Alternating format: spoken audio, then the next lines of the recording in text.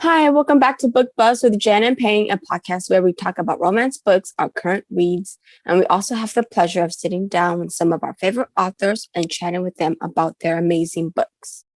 Hi, welcome back to another podcast episode. It is Wednesday when this podcast releases, which means we're 3 days away from 2020. Yes. That is beyond crazy. I, for one, am super excited for this year to end. It has been the worst year ever, but I will say that doing this podcast, reading the books that I've been reading helped a lot with my year. So, but I'm so excited for everything that's to come next year. I still can't believe we're 3 days off for finishing off the year, though. It seems like it was just yesterday that we were welcoming 2021. Yeah. Time seriously flies. We did a lot. I mean, went to LA. We read, I met my reading goal. I did too. So it's like 150 bucks. And I'm going to try to up it up a bit next year. Don't know how much though. I expanded my coffee addiction. Yes, you totally did. And it's been fun. It's been a tough but very exciting year too, because I've discovered a bunch of new books, a bunch of new authors. Yeah. I got into, I guess, finding my little escape, and that was with reading, which was really cool. But I'm so excited for next year, all the amazing books that are going to come out, the book signings. I'm going to be doing something that I'm excited about, that I can't wait to talk about, and I'm just so excited. Today we're going to be talking though about our I'm going to say is are going to be our top reads of 2021. We went from top 5, I think, to top 10. And then we finally decided on top 12. Yeah. I will say that I have so many other books that I want to say I freaking loved this year. These are like my top 12. Again, I have so many others that I really want to say on here, but I could go on forever. So I'm going to start off with, all of these are actually different tropes. Is small town, is dark romance, is rom-com, is heartbreaking. It's second chance. So it's a mixture of all the tropes. I am going to tell you what kind of trope it is when I tell you the title and author and a little bit about what the book's about. That way, if you're interested in it, you didn't read those books this year, you can definitely pick them up for early 2022. All right, so my number one book of 2021 that I have to say is my book of the year that I loved, I'm obsessed with, can't stop talking about it, can't stop thinking about it, can't stop rereading it. I forgot how many times I reread it. I love this book so much, and it's Indigo Ridge by Daphne Perry. It's a small town with some suspense, steamy. I would say it's kind of like a grumpy hero, sunshine heroine, you could say, because I wouldn't call it enemies to lovers, just because I don't want to spoil it in case you haven't read it, but it is grumpy hero for sure. Love that book so much, and I've lost track of how many times I've said this, but I love this book. Anything Daphne Perry, I freaking love. But it's the first book of the Eden series. Juniper Hill releases January 11th. And I love that book, but that book doesn't release yet, so we'll talk about it next year. But Indigo Ridge, like I said, it's a small town. It has suspense, enough suspense to keep you on the edge of your seat. But also it has that little swoony feeling that you just freaking love between the two characters. So definitely pick that up. That has to be my number one book of the year. I also loved Fallen Jester by Daphne Perry. That is a surprise pregnancy. I love surprise pregnancy books.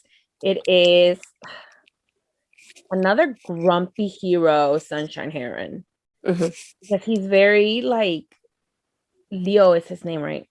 Yeah, like Leo is very grumpy.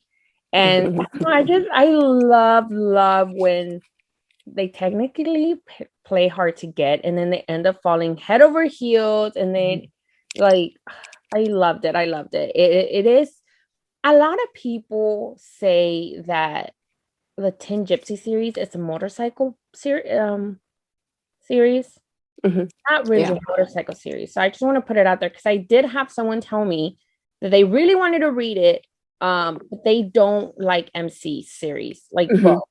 And I was like, well, it's not really an MC series. It's more of a what happens after the MC group ends. So it's, I mean, yeah, it has to do with like clubs and everything, but it's nothing to do with like an MC gang or anything. So if you love a grumpy accidental pregnancy, steamy ass off the rocks chemistry, definitely pick up Fallen Jester. I recommend reading the whole series in order. Because you start seeing like events happen between the books. So definitely read it in order, but Fallen Jester is epic. Another book that I loved is The Bluff by Willa Nash. You don't know, Willa Nash is a pen name for Daphne Perry. It is a small town. It's a marriage of comedians. It's again grumpy hero, Sunshine Heron. What's up with me loving all these heroes? Yeah, seriously. It was really good too, because I remember I freaking cried like so many times while reading that book. And I don't really want to say anything in case people haven't read it, and I don't want to spoil it, but it does have a lot of, I feel so bad for the Heron at times that it's like, it sort of feels like everything and everyone is against her. And loved it. Hold on. He was a jerk. Huh? He was a jerk. He was a jerk, but an epic jerk. So pretty amazing though. Yeah, he was. The only thing I wish with that book was that he would have groveled more. Yes. I did feel like she forgave him way too fast. Like, I still remember the things he said to her. Legit hurted me. Yeah. And it was not even me. It hurted me. I was like, he deserved some slapping. Yes, like that's the only thing I wish. Another book that I freaking loved this year was Wrecked Palace by Catherine Cowles. Again, just like Indigo Ridge, I think I've said that a million times that I freaking love that book. It's suspense. It is it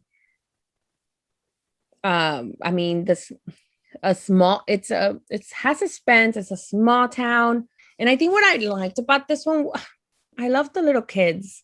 Yes. The Heron does take over she ends up taking care of her 3 siblings. And I really, really loved how these kids fell so in love with the hero too. Yeah. Little girl, was it Mila? I think that was her name.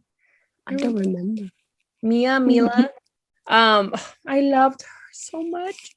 I need more of them. I need the kids' books. And I remember I told Catherine that, and I'm just like, which I'm very excited for Tattered Stars. I think it's the name of the title, because if you read the book, then you know that her internet friend, that's whose book it is. So I'm very curious about her. For a second, I thought that she was gonna be the one like after. Yes, I did too. I was like, she's probably just playing with her, but but I was like, I'm so freaking excited for that book. So so Wrecked Palace, I loved it.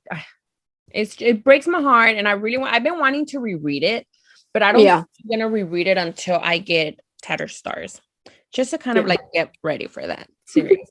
But definitely pick that up. I also did love Return to Us by Corinne Michaels.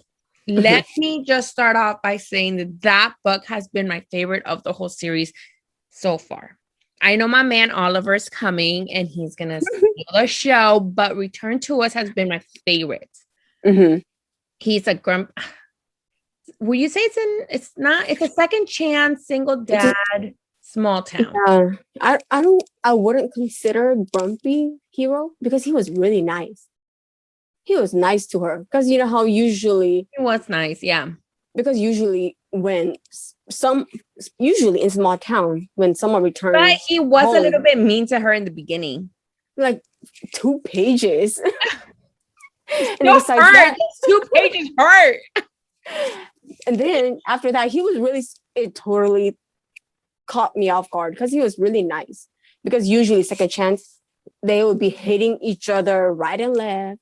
But this one, they were actually very mature about it, which I love.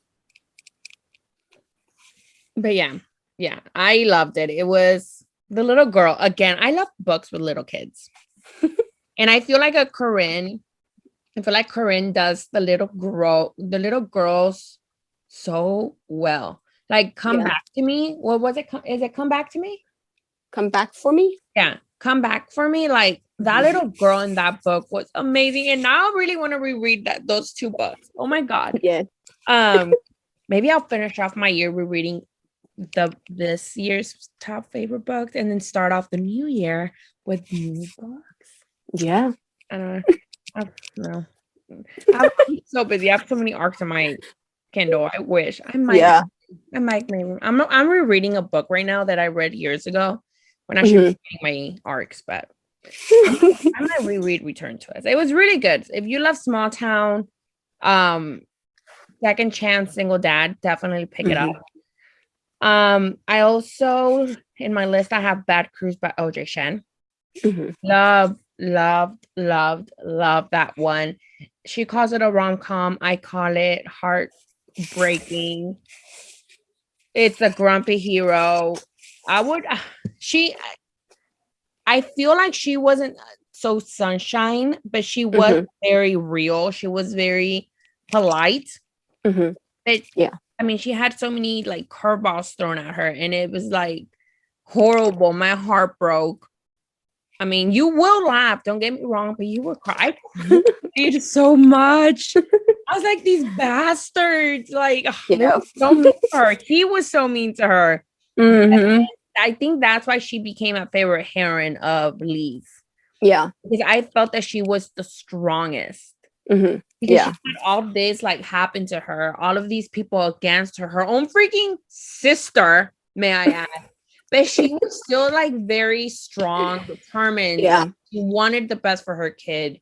And at the end of the day, while it hurt her, she still like held her head up high. And I loved it. Favorite heroine. Loved the book. And my favorite book of Lee has always been The Kiss Thief. Yeah. But I think it might have like stolen that spot because it was so hard to like really I just thinking about it. It was so sad the way they treated her bastards. But I didn't read it. It's good.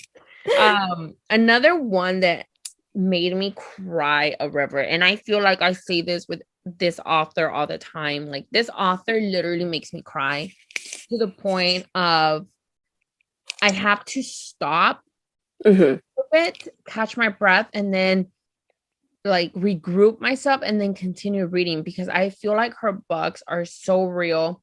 They're packed with I guess because she takes you in her stories, puts you in there, and it makes you feel like you're the one suffering. Pieces of You by J Mclean was phenomenal, epic, heartbreaking, heart-touching, beautiful, such a masterpiece. Like, I feel like I said, her books literally take you in her stories. And I remember like I was just crying and and it was like freaking 2 a.m. and I woke up the next day and my eyes were like so freaking puffy and red. Yeah. I was like, oh my freaking gosh. But no, her books are phenomenal. She did just announce that her Pieces of Me, which is the second book in this duet, comes out, I think, January 25th. And I, for one, am so scared because she did tell me. He's like, I hope you're ready. And I'm not ready, but I'm so freaking scared, but I'm so ready because I feel like she does so much justice to her characters that, I mean, her books are a must read. Yeah. Another one on my list is Harlot by Miriam Elizabeth.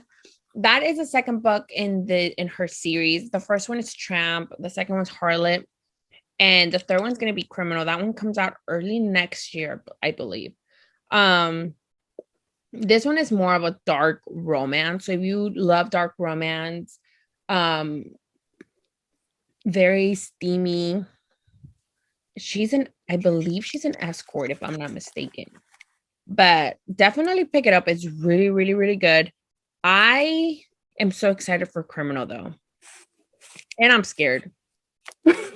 Like, these authors give me so much anxiety. Yeah. Mm-hmm. Another book is Smoke by Alexandra Silva. I know we talked to her last week and we spoke a little bit about what Smoke is about, but this is a dark romance. If you haven't picked up this series, pick it up. Go in order because if you read it out of order, you're gonna get spoilers for the previous, like the first books. And Smoke was phenomenal. Dark romance, the suspense, the ink, the freaking steamy scenes, everything was phenomenal, and it will have you on the edge of your seat. Another one is The Heartbreaker by Claire Contreras. Let me tell you that when I love this book, it's because I freaking love this book. I've always said The Sinful King has been my favorite book of hers.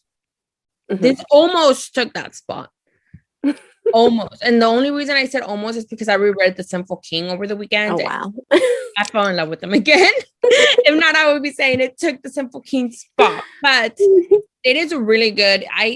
I see it a little bit as like a rom-com. It's a light read. Enemies to lovers.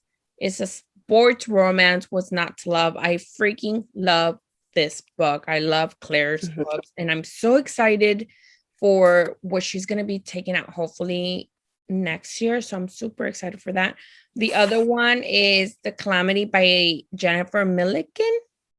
I think that's how you say her last name. This is part of a series too. This is the last book in that series, but this book was so freaking good. Small town. I wouldn't call it enemies to lovers. Because the hero isn't mean. He's really sweet, but it's more of their timing is off. Yeah. But when they do get together, it's like fireworks go off and it's so freaking good. I loved it. And my last one has to be Only One Mistake by Natasha Madison. That one actually releases, I believe, this week, if I'm not mistaken. It is a secret baby. Who doesn't love a secret baby? Plus is Michael's book. And I love Michael. I'm not gonna spoil it because she's being very like zippity zap about it, but it is a blind date stand-up, a one-night stand secret baby, and it is a sports romance. If you read Natasha, she writes a lot of ice hockey romance, and I love it. She is the queen of hockey. But definitely pick it up. It is amazing when it does come out, and there's so many other books I want to name and say, like, because I've read other books that didn't come out this year, but it was a new author to me. Like Cora Riley, freaking love her. My sister for Christmas gave me her whole book set.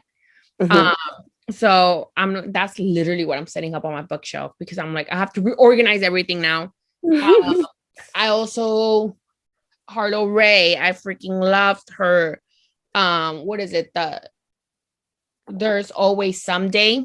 Love that book. It's a single parent too. I I also discovered would you say Gianna? Because I did read her. Well, no, because I had read. I mean, I tried new tropes. I tried Age Gap. I've not been into Age Gap. I started reading that. I just freakingly signed up for an arc, and then I realized this is a 20-year age gap, and I'm like, wow, okay. I also read a lot of. I discovered Emily McIntyre. Love her books. I discovered Sab R. Miller. I believe that's her last name. I mean, this year has been very, very exciting. I recently got the Spanish Love Deception, which I'm going to be reading really soon. Like I want to read that one the weekend. So in the New Year's, because I keep hearing so many good things about it. I mean, what is it? Christy Marie. I read her, discovered her this year. So it's like this year has been, I think I've read more new authors this year than I did the previous one. Yeah. So it's very exciting. I'm like so blessed that I'm able to like read whenever I want and be able to like be part of a book community, and it's amazing. But I'm super excited for next year. Like, have so many books that I've added to my TBR. I'm like excited to read new authors. So we shall see. Okay. For me, I actually really struggled picking my top 12. I've listed more than 12 here, but I narrowed it down. And I'll start from my number 12, and then I'll get to my number 1. So my number 12 read this year has to be Tin Queen by Daphne Perry. I remember when Fallen Jester ended, I was like, oh my gosh, I'm dying for Tin Queen because it's enemies to lovers. I love enemies to lovers. What's that guy? She is the enemy's daughter. And so, I don't know. I was really intrigued when didn't her dad kill his dad? Because I think that her dad killed somebody, like a family member of his. Because I haven't read that first series, the Jameson series, because she said that his dad was killed during that series. In that series, I don't remember which book, but then, but her dad did kill, pretty much framed the main, from the head of their MC club, and so that's why, yeah. And so, she pretended to be someone else, so it was like a one-night stand. It was not one night stand. Is it arrangement? For what? Wasn't it their relationship? Wasn't it because they agreed just to have just be like friends together. So it was more like a friends with benefits. Even though they're not, but they were not really friends. Yeah, benefit part. Yeah. Well, that one I loved. Tin Queen by Daphne Perry. That ending, I really, really hope, keeping my fingers crossed, that she will do the second generation of that world. I love what's the new name? Clifton Forge, yes. I love the Clifton Forge series, so I'm really hoping for a second generation. And then number 11, Reparation of Sin by Natasha Knight and A. Zavarelli. That is I believe that's the second book in the trilogy, in the Society trilogy. And is that the one that you told me to read that freaking killed me? Yes, that one, like I I've mentioned it a few times on the podcast. That one, that's the first hero that I was not supporting. And so, so mean. yes, because he was really mean to her. And you guys know I'm always supporting the hero's back. But this one, I was like, oh, heck no. I was legit all for the heroine. So I love that trilogy. If you love a dark romance, a secret society, pick that trilogy up. You will not regret it. And number 10 is Fallen Rose by Amelia Wilde. I believe Amelia is actually a new author to me this year. I think I read her first book. I don't remember if The Devil in the Deep Blue Sea released this year or last year. But I recently discovered her, and I love the Beauty and the Beast trilogy by her. That is also a dark romance. And if you love retelling, that is a retelling of Beauty and the Beast. And Fallen Rose is the third book in the trilogy. So, yes, it's the Constantine and the Morelli against each other. And so, you guys know, I'm Team Morelli all the way. So, if you guys love dark romance, do pick up Fallen Rose. I can't wait for more of him in Daphne's trilogy. More for Leo. Okay. Number nine, this book, I don't know. Corinne Michaels always make me cry. I was really debating on which book to say from her, but I have to say, Could Have Been Us have been my favorite from that series, from the Willow Creek series. Could Have Been Us is, you could say, kind of second chance. And it is, I feel like it was kind of put into that unrequited love trope in that section. And so, but there's a twist that, oh my gosh, I love the freaking twist, and it got really emotional real fast. And I couldn't keep track how many times I've cried for that book. And so, yes, a must read, definitely. Could Have Been Us by Corinne Michaels. And then number 8 has to be When Villains Rise by Gianna Darling. Like I've mentioned a few times too that I've never been a fan of Dante. I never really cared for Dante. From the, what is that? Oh, from the Enslaved Duet. He showed up in the Enslaved Duet. I never really cared for him because it was all about Alexandra for me. And then when Gianna released Anti-Heroes in Love Duet, I immediately loved Dante. He is a big teddy bear. If you love Zeus, then you will love Dante. Definitely you will love Dante. And I've never looked at Elena as a villain because a lot of people did not like her. And then after Gianna released this duet, everyone loved Elena. So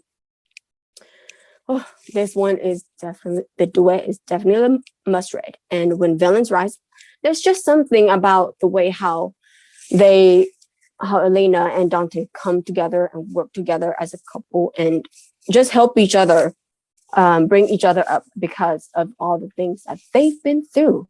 So that was definitely a must read. And so number 7, mine is Bad Cruise by LJ Shin. And this book, like Jan said, it was a rom-com. It was labeled as a rom-com, but it will hurt. Like there are times little it's like quotation marks rom-com. Yes. Like it hurts. I have to say, Cruz was, I think I've said it, I don't remember, but Cruz was more of a, I have to say, a two-faced man. Because to everyone, he was like, oh, yes, let me help you. I'll help you. And then to her, he was like a jerk. I was like, dude, like, I get it that you have feelings for her, but don't treat her like that. Well, anyways, besides that one. I do really hope she does the sisters book. I hope she does her ex book. I really want the sister. Like, she needs to redeem herself, that brat. Yes. Seriously, I especially want the ex book. Oh, that ex needs a book. Her sister needs a book. Like, girl, the way she didn't include her in her wedding, spoiler alert, I'm sorry you haven't read it, but the way she doesn't include her in her wedding and then didn't make her a maid of honor, like, I need to see if maybe she can end up with the ex. That would be kind of weird. That would be kind of yeah, no. Do not do that, Lee. Do not. Because, like, the way she forgave, like, Cruz, because she married Cruz's brother. Yeah. Like, the way she forgave him for cheating on her, because he did cheat. And like, I really am curious as to if, did their marriage work? Are they really in love? Or, is she out? Because he was on his second marriage, I think. Is he gonna grow out of that? Yeah. Their marriage? Second. Was it just second? Oh, okay. Second or third marriage. And like, I really want to know if he changed and really loves her. I want to see her relationship with Tennessee. Like, you know what I mean? So it's a lot of, I really, really want her book. I want to like petition. Yeah. And then, okay, well, that is half of the books. Or number 6, Gothicana by Runix. This book, oh my gosh, if you have not read it, please put everything down and go read this book. It is phenomenal. It is amazing. It's a gothic romance book. I consider it a horror. Not really horror, but some parts was really creepy. Got me really scared. But that book, it is amazing. Like, and she just announced on, well, since this podcast is going up on Wednesday, she just announced on Monday that she is gonna write a prequel to that book. And I am so excited. I can't wait to go back into that world. I love Gothicana so much. Vad and Corvina, oh my gosh. Seriously, he is a freaking mystery. Like, there are times when I'm like, is he a good guy or a bad guy? And oh my gosh, it chef kisses for that book. And then this book, number 5. I pretty sure I mentioned it 1,000 times and you guys are annoyed of me saying it, but I'm gonna say it again. This book put me in the biggest book slump ever.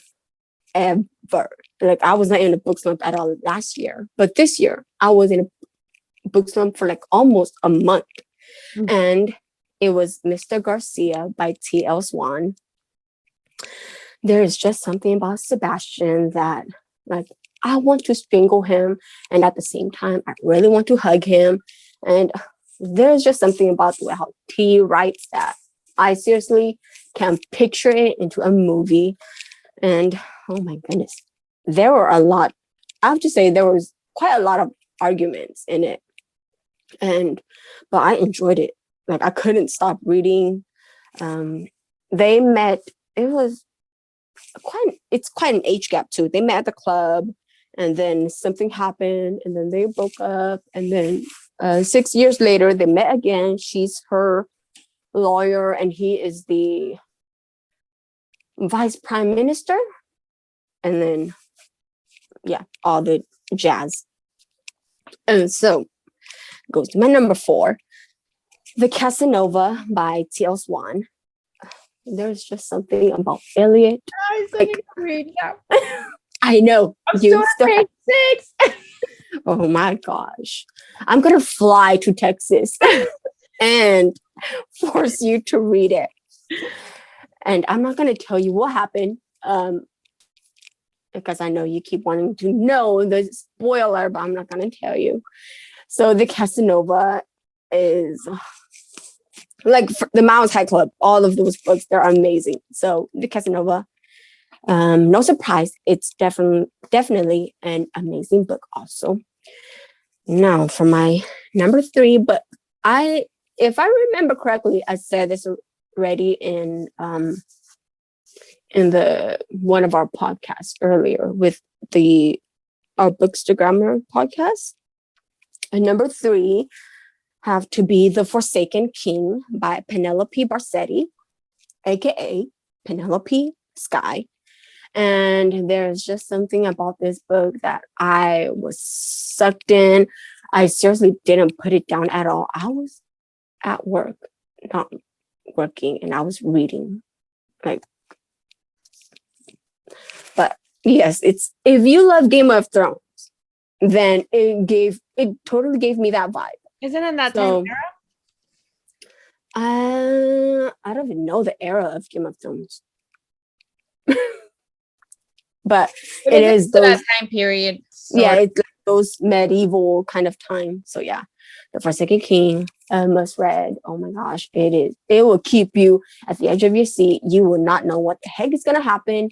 Like your heart will literally jump out of your chest, because it was that intense and scary. And then this book, my number 2, this book also did put me in a book slump. It was a really emotional read, and I highly recommend this book. There is a trigger to it, but I highly, highly recommend it. Darling Venom by Parker S. Huntington.